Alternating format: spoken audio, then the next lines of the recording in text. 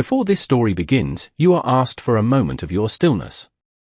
For what you are about to witness is not a tale of grand battles, nor of empires won and lost. It is the story of a quiet war, fought not on a field of conflict, but in the desolate, windswept space between two broken hearts. It is a story told in the language of silence, in the weight of a shared glance, in the warmth of a fire on a cold night. So I ask you to listen closely, not just with your ears, but with that part of you that understands the profound gravity of a hand reaching out in the darkness. Listen for the sound of a family being forged, not from blood, but from ash and necessity.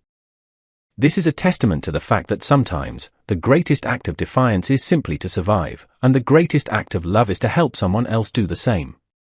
Now, let the story begin. She knew she was going to die here, on the frozen rind of a forgotten prairie.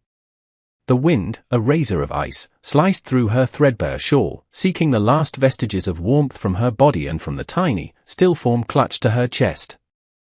Her name was Ilara, though the name felt like a relic from another life, a word belonging to a woman who had known shelter and food and the comfort of a husband's arm. That woman was gone, turned to dust like the parched earth beneath her. All that remained was a vessel of fear, hollowed out by grief, with one last, desperate duty, to shield her baby girl until the cold took them both. She had stopped crying hours ago.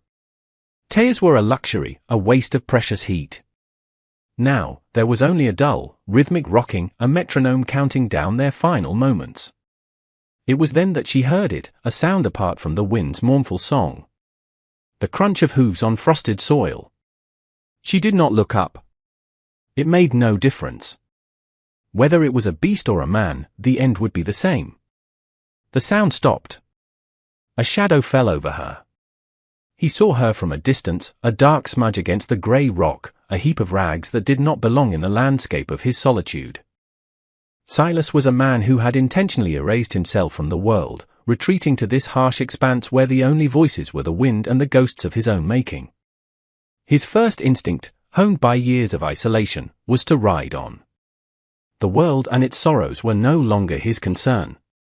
He had paid his dues in tears and loss, and his heart was a barren field where nothing new would ever grow. He had already lost a child, a little girl with eyes the color of the summer sky, and the memory was a permanent winter within him. He nudged his horse forward, ready to leave the unfortunate soul to her fate.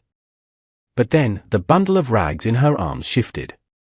A tiny, pale hand, no bigger than a leaf, emerged from the folds. Silas pulled back on the reins so sharply his horse tossed its head in protest. He stared, his breath catching in his throat, a ghost of a ghost. The world, which he had so successfully held at bay, had just thrown a piece of his own shattered past directly into his path.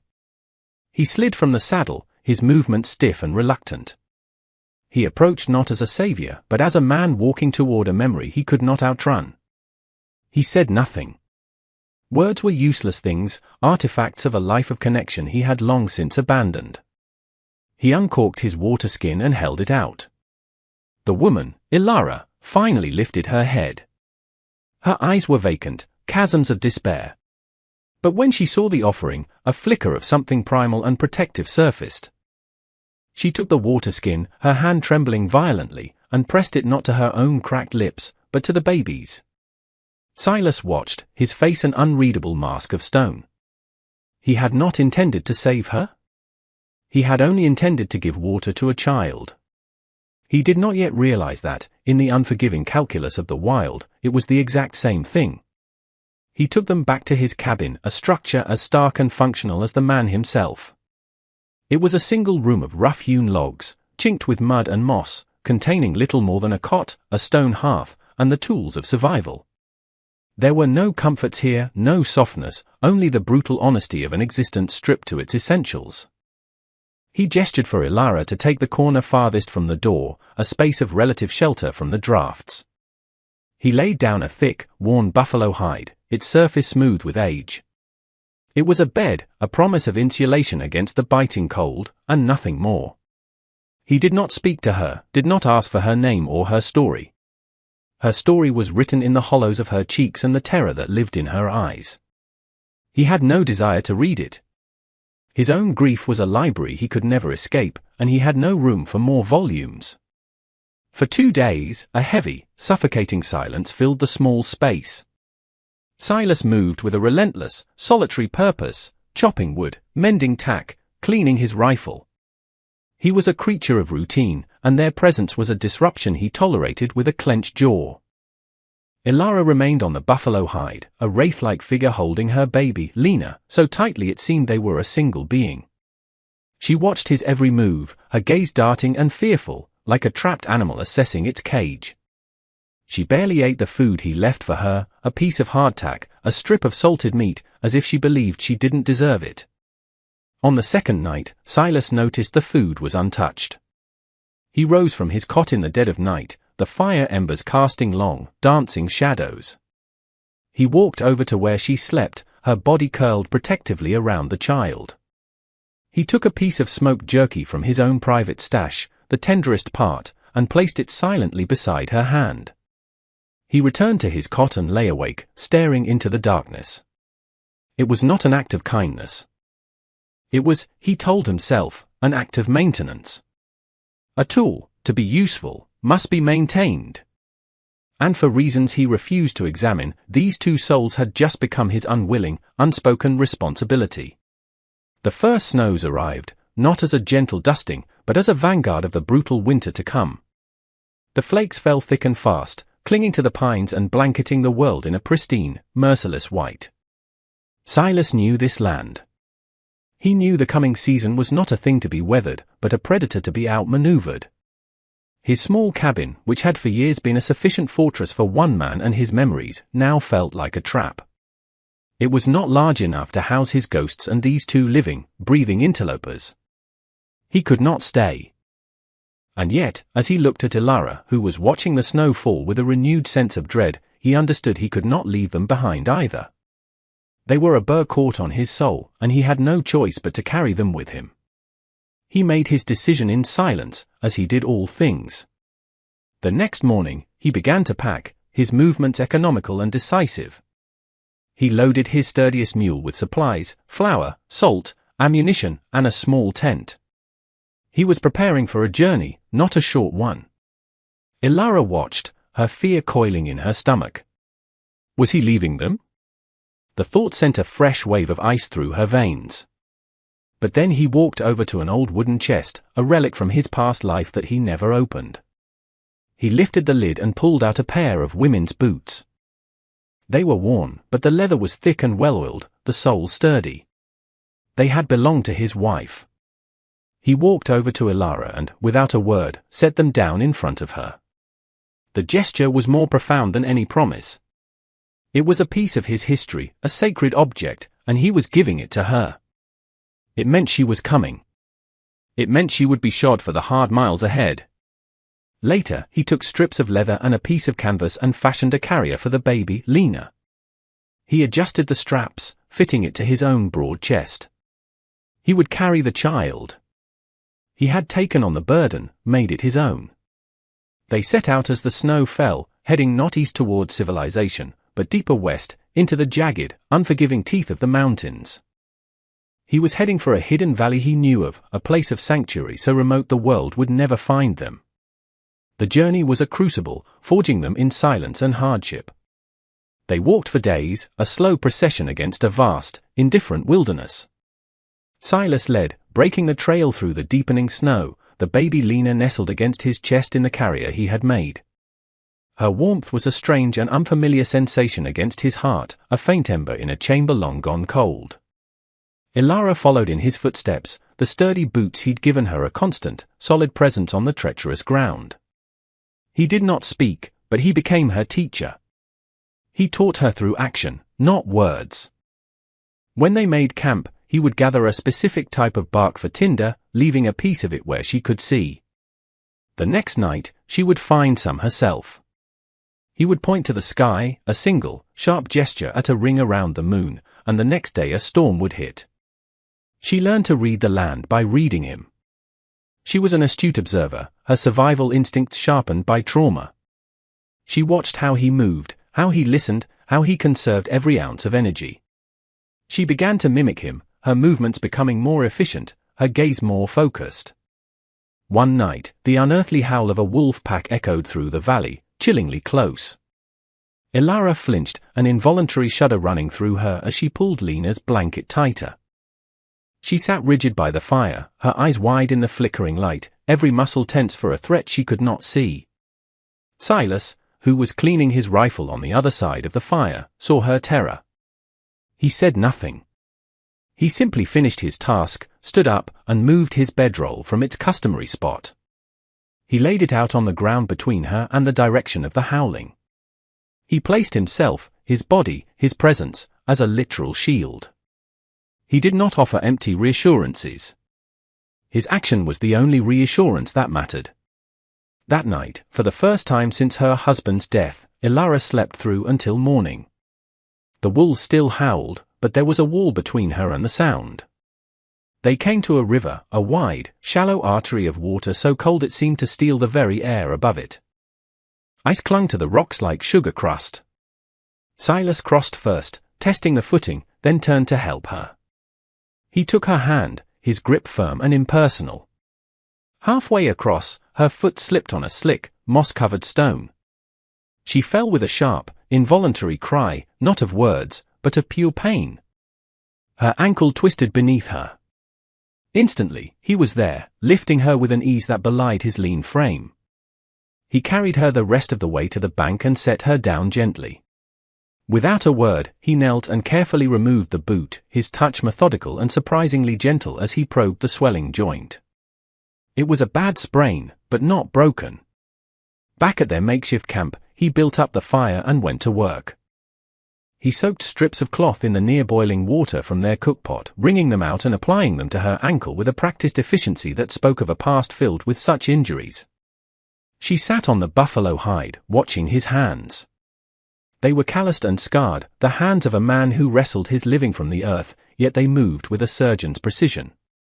He worked in silence, his focus absolute. When he was finished, the bandage neat and tight, he started to pull away. Elara, the word was a whisper, raspy from disuse, but it cut through the silence of the wilderness. It was the first word she had spoken to him. He stopped. He didn't turn around immediately, but he stilled, absorbing the sound. He finally gave a short, almost imperceptible nod. He had acknowledged her. He had received her name. A few moments later, as he added wood to the fire, he glanced over at the sleeping baby. Elara's voice came again, a little stronger this time. Lena, another nod. That was all. But a profound shift had occurred. The vast, empty silence that had stretched between them for weeks was no longer a void. It was now populated by two names, small but significant anchors in the lonely expanse of their shared world. Days later, on the verge of starvation and with their supplies dwindling to almost nothing, they saw a thread of smoke rising from a distant chimney. It led them to a trading post, a solitary log building hunkered down in a grove of aspens, looking as weary and isolated as they felt. As they approached, the door creaked open and a woman emerged, a rifle held loosely in the crook of her arm. She was older, her face a roadmap of hard winters and solitude, her eyes sharp and assessing. This was Martha, a woman who had carved out her own existence on the fringes of the world and trusted no one on sight. She watched Silas and Elara approach, her gaze lingering on the man's hard face, the woman's haunted eyes, and the baby bundled on his chest. Silas dismounted, moving slowly, his hands in plain sight. He offered no greeting, just unstrapped a bundle of prime beaver pelts from his mule. "Trade," he said, his voice a low gravel. Martha nodded, her eyes never leaving them. She took the pelts, her expert hands judging their worth. As Silas gathered supplies, flour, beans, salt, a small block of lard, Martha's gaze fixed on Elara. "She your kin?" she asked, her tone pragmatic and devoid of pleasantry. Silas paused, his back to her. The question hung in the cold air. What was she to him? A burden? A responsibility? A ghost? He turned, his expression unreadable. "She's with me," he said, the words carefully chosen. They were a statement of fact, not of relation. Martha looked from him to Elara, who stood silently, clutching her own arms, looking at the ground. Martha saw the whole story in that posture. She saw the fear, the dependence, and the fragile, unspoken tether that bound these two broken people together. Her face softened almost imperceptibly. She went back into the post and returned with an extra sack of flour and a thick, heavy woolen blanket. "Winter's a killer out here," she said, her voice gruffer than her action.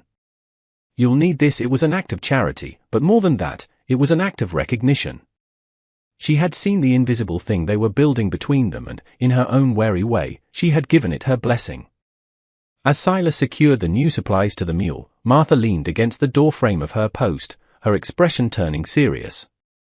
"You should know," she began, her voice low, "there were riders through here a week ago.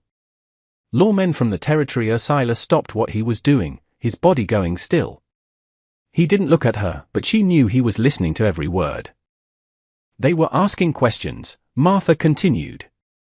"Looking for a woman. A widow, they said. With a newborn child. Said she ran from the settlement down south after her husband took sick and passed. Claimed she wasn't in her right mind." She paused, letting the words sink in. "They weren't asking like they were trying to help. They were asking like they were hunting something that belonged to them." Ilara, who had been standing near the horse, overheard. The color drained from her face, and her hand went instinctively to her throat. The world she had fled was reaching for her, its impersonal rules and judgment stretching across the wilderness to drag her back. They would not see a survivor who had found an unlikely protector. They would see a mentally unstable woman and a feral mountain man who had taken her. They would separate them, sending her to an institution and Lena to an orphanage. The law, in its blind attempt to restore order, would destroy the one fragile sanctuary she had found. Silas's jaw tightened. The intrusive world, with its faceless enforcers, was now a tangible threat. He had sought this solitude to be left alone, but the world refused to cooperate. He looked at Ilara, at the raw terror in her eyes, and a cold, hard resolve settled in his chest. She was not a straggler for the law to reclaim. She was not a case to be closed. His protection, which had begun as a reluctant impulse, now became a conscious, defiant choice. He finished securing the supplies with quick, angry movements. "Thank you," he said to Martha, the two words carrying the weight of a much longer conversation. He swung himself into the saddle, reached down a hand for Ilara, and pulled her up to sit behind him. They left the trading post at a trot, pushing deeper, faster, into the wild. They were no longer just traveling. They were now fugitives. They found it after another week of hard travel, the valley Silas had been searching for. It was a bowl of land cradled by sheer granite cliffs on three sides, accessible only by a single, narrow pass that could be easily defended. A clear, fast-running stream cut through a meadow of high grass, and the slopes were thick with pine and aspen. It was a fortress built by nature, a place so secluded it felt like the world's last secret. Here, they stopped running. Here, they would make their stand. The work of building began immediately, a frantic race against the deepening winter. It was in this shared, urgent labor that their bond, tempered on the trail, was finally forged into something solid and lasting. He taught her how to build a life from nothing. With his axe, he showed her how to fell the slender pines, how to strip them, and how to notch the logs so they would fit together snugly. She, in turn, learned to mix the mud and dry grass for the chinking that would seal the walls against the wind. Her hands, once soft, grew calloused and strong. She worked alongside him, their movements falling into a silent, efficient rhythm. There was no master and apprentice, there were only two people working for their collective survival. She learned to set his snares along the game trails, her patience and quiet observation making her a natural.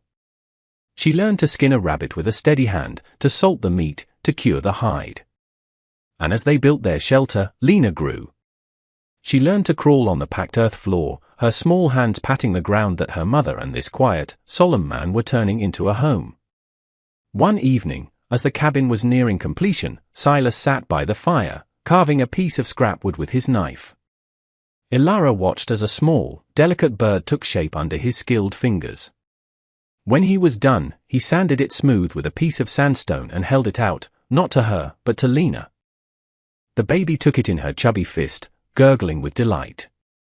Elara looked at Silas, at his face illuminated by the firelight, and for the first time, she saw past the grief and the solitude. She saw the man beneath. "Thank you," she said, and this time, the words were not a whisper. They were full, clear, and steady, a statement of gratitude that encompassed more than just the wooden toy. It was for the boots, the shelter, the protection. It was for everything. The intrusive world found them, as they always knew it might. It came in the form of two riders, their figures dark against the snow at the entrance to the valley. They wore thick coats and the dull glint of tin badges marked them as lawmen. They rode with an air of weary righteousness, men convinced of the absolute morality of their task. They were not villains, not in their own minds. They were simply the agents of a world that demanded order, a world that could not comprehend, let alone tolerate, the strange, wild family they had found. They reined in their horses a respectful distance from the newly built cabin. Silas was outside, splitting firewood. He did not stop his work, but every muscle in his body was coiled. He watched them from the corner of his eye. Elara, who had been inside, appeared in the doorway, her face pale but her expression resolute. She held Lena on her hip. One of the lawmen, a portly man with a thick mustache, dismounted. "Silas," he said, his voice carrying in the still, cold air. He knew his name. They had done their homework. "We're not here for trouble. We've come for the woman." Elara, he directed his next words to her, his tone patronizingly gentle. "We've been looking for you a long time. The town council has arranged for your care. We're here to take you back to civilization." They saw a broken victim and her rough captor. They saw an impropriety that needed correcting. But Elara was no longer the silent, terrified woman they had been told about.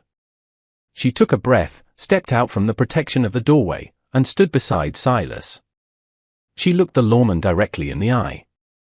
"My home is here," she said, her voice shaking only slightly, but filled with an unshakable conviction. The lawman's face tightened. "With all due respect, this is no place for a woman and a child. This isn't proper." He took a step forward. Silas finally spoke. He set his axe down slowly, deliberately. His voice was low, flat, and carried the weight of absolute finality. "You heard the lady." He looked from one lawman to the other. "This is her home." He paused, and then delivered the lie that was truer than any fact. "And I'm her husband." The word stunned the lawmen into silence. They had come expecting to rescue a damsel, not to confront a family. They saw the sturdy cabin, the neat stack of firewood, the plumes of smoke rising from the chimney. They saw the defiant man and the woman standing by his side, not behind him. They saw a life, built with purpose. After a long, tense moment where the only sound was the wind in the pines, the lawman gave a curt nod, turned, and remounted his horse. Without another word, they wheeled their horses around and rode away, leaving the valley to its silence and its secrets. Winter arrived in full, burying the valley in a deep, pristine blanket of snow. It was not a force of opposition anymore, but one of insulation. The snow sealed the narrow pass, muffled the world, and locked them into the sanctuary they had built with their own 4 hands. The threat of the outside world, of riders and their righteous laws, receded, becoming a distant memory. They were safe. They were alone. They were free. Their days fell into a quiet, peaceful rhythm, dictated by the needs of survival and the simple fact of their shared existence. They tended their snares, chopped wood, maintained the cabin. The silence between them was no longer the heavy, fearful thing it had been on the trail. It was a comfortable, living quiet, filled with unspoken understanding. It was the silence of 2 people who knew each other's movements, who could anticipate each other's needs without a word. One night, a blizzard raged outside, the wind howling like the wolves of their memory. Inside, the fire in the stone hearth crackled, casting a warm, golden glow on the log walls. Silas sat on a stool he had made, watching Elara as she rocked a sleeping Lena in her arms, humming a soft, wordless lullaby. The lie he had told the lawmen, "I'm her husband," hung in the warm air between them. It was a fiction that had saved them, but it had also solidified a truth that had been growing all along. Ilara looked up, her song fading, and met his gaze across the small room. In his eyes, she no longer saw the haunted, solitary man who had found her at the edge of death. She saw a protector, a partner, a father to her child. In her eyes, he no longer saw a broken, traumatized victim. He saw a resilient, strong woman, a survivor who had helped him build a home not just from logs and mud, but from the ruins of their respective pasts. He had lost a family to tragedy. She had lost a family to sickness and abandonment. And here, in the heart of a world that had tried to tear them apart, they had found one. He reached out, his calloused hand gently resting on Lena's downy head. Ilara leaned into the touch slightly, a quiet, profound gesture of acceptance, of trust, of belonging. The war was over. The journey was done. They were home.